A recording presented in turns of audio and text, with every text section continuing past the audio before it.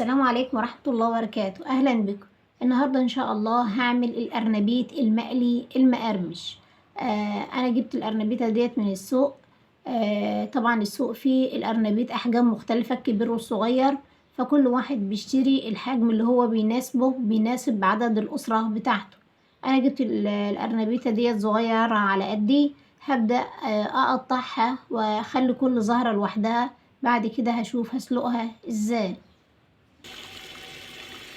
حضرت حلة فيها مية بتغلي، وبحط قليل من الكمون والملح. طبعا الملح علشان احدق الأرنبيت، والكمون علشان ما يطلعش اي ريحة للأرنبيت وانا بسلقه. وقطعت الأرنبيت الى زهرات بالشكل ده، وهبدأ احطه في الماء المغلي يتسلق. بعد ما الأرنبيت خدله غلوتين والسلق بالشكل ده، تأكدت من السلق. ببدأ أشيله. أشيل الأرنبيت وبحطه في ماء بارد من الحنفية. بالشكل ده. ليه بحط الأرنبيت في ماء بارد من الحنفية؟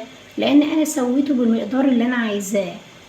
فأنا لو سبته فدرجة الحرارة هتسويه أكتر، على ما أجي أقليه أمسكه ألاقيه مهري. فطبعا الماء البارد بيحفظ لي على السليق اللي أنا عايزاه، ما يهريش الأرنبيت. سلقت الأرنبيت في الطبق بالشكل ده. بعد كده عندي تغليفتين للأرنبيت علشان يديني القرمشة الحلوة طعمها جميل. عندي نص كوب دقيق، 2 معلقة نشا، نص معلقة توم، نص معلقة بودر، كمون، فلفل، جنزبيل، كزبرة، بيضة، كزبرة خضرة، ماء علشان اعمل بيه العجينة، وهنشوف ازاي. حطيت المكونات كلها على بعضها بالشكل ده، واحط قليل من الماء شوية شوية علشان يتكون عندي عجينة. هنشوفها ازاي. عملت التغليفة الأولانية بالشكل ده، السمك يكون كده. بجيب زهرة الأرنبيت وبحط فيها، وبعدين بتتغلف، وبعد كده بطلعها وبحطها في المرحلة التانية بتاعة التغليف. هشوفها بتتكون من ايه. عندي التغليفة التانية بتتكون من دقيق ونشا وملح وبودر. طبعا الملح انا حاطه ملح في السلق وملح في التغليفة الأولانية وفي التغليفة التانية في قراع الحوض، يعني كل مرة ربع معلقة كده صغيرة. هقلبهم مع بعض